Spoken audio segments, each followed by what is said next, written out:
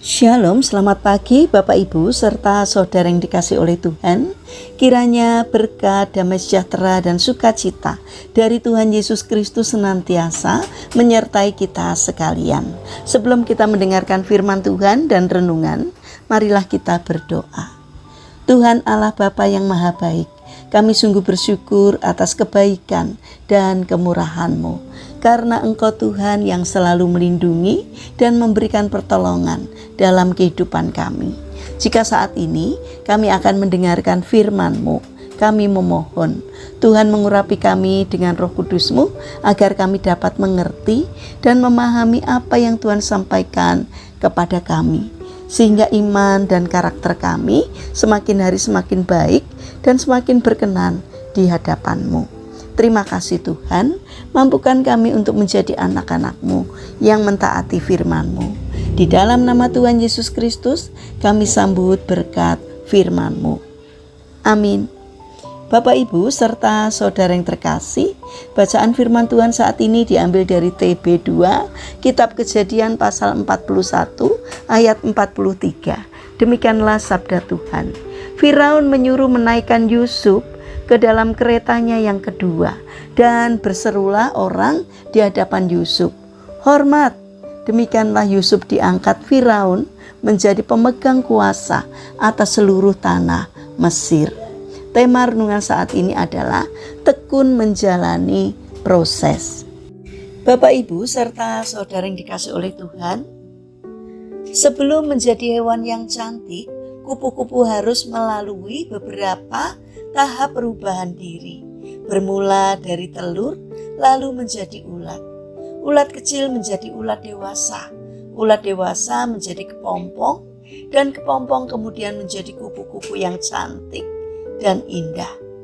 Sungguh sebuah proses yang panjang dan melelahkan.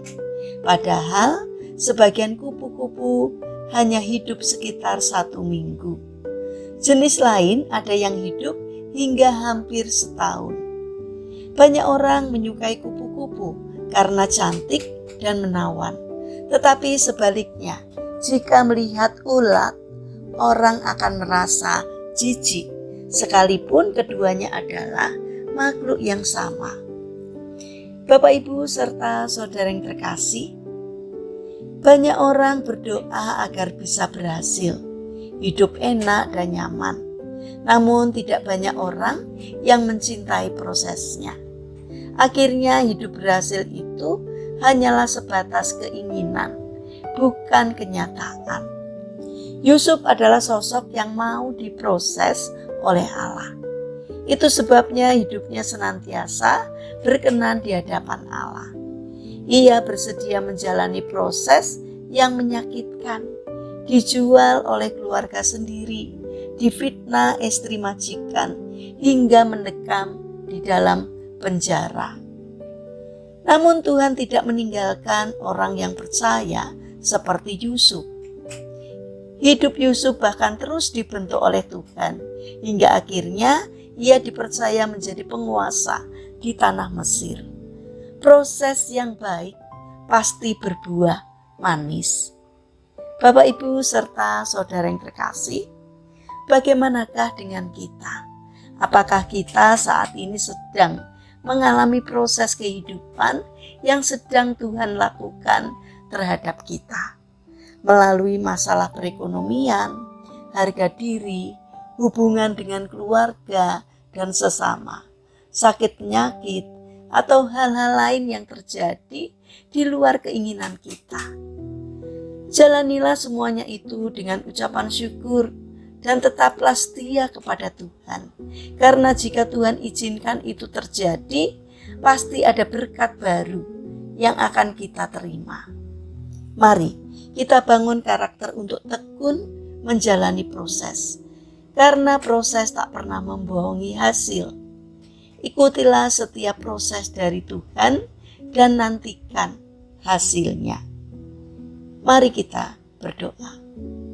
Tuhan Yesus yang Maha Baik, ajarilah kami bertumbuh dalam setiap proses kehidupan ini, seperti yang Engkau kehendaki, agar kami menjadi pribadi yang lebih baik lagi di kemudian hari.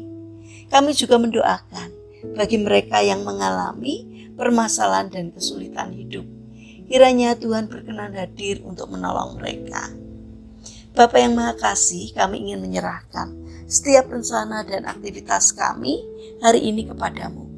Berikanlah ketekunan dan semangat kepada kami dalam menjalankan aktivitas kami hari ini.